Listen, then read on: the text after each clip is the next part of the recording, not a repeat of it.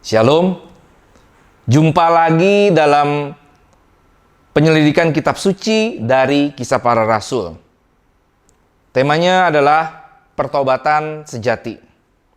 Natsnya terambil dari Kisah Para Rasul 8 ayat 9 sampai 25. Saudara bisa pause dan saudara bisa lanjutkan. Penting bagi kita untuk mengerti bahwa bertobat itu artinya sebuah tindakan berpaling dari dosa dan datang kepada Allah. Saudara yang terkasih, di kota yang didatangi oleh Filipus, ada seorang penyihir besar yang bernama Simon. Dia pun ikut dibaptis dan dia pun mengikuti Filipus serta takjub akan mukjizat dan tanda yang terjadi. Namun sayangnya motivasi Simon hanyalah mencari keuntungan pribadi. Dia ingin membeli dan menawarkan sejumlah uang agar mendapatkan Roh Kudus.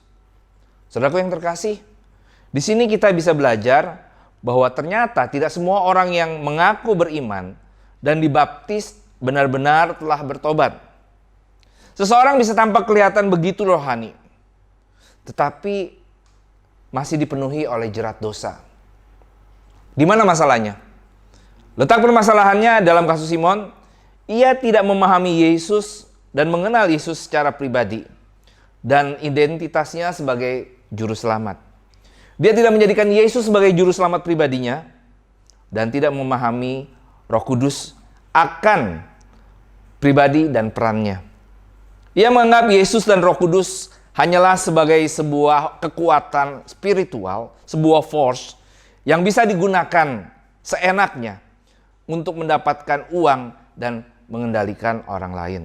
Di situ letak permasalahannya. Namun untunglah ketika Rasul Petrus menunjukkan kesalahannya, ya, karena Rasul Petrus dikuasai oleh Roh Kudus, maka Simon mau berubah dan dia bersedia untuk dikoreksi. Pertanyaan hari ini, apakah kita sungguh-sungguh sudah mengalami apa yang disebut pertobatan sejati? Kalau belum, bertobatlah. Apa yang menjadi motivasi kita dalam menjadi orang Kristen? Sudahkah kita mengenal Yesus dan Allah Roh Kudus? Mari belajar seperti Simon yang bersedia dikoreksi dan bertobat dari kejahatannya. Mari kita berdoa. Amin.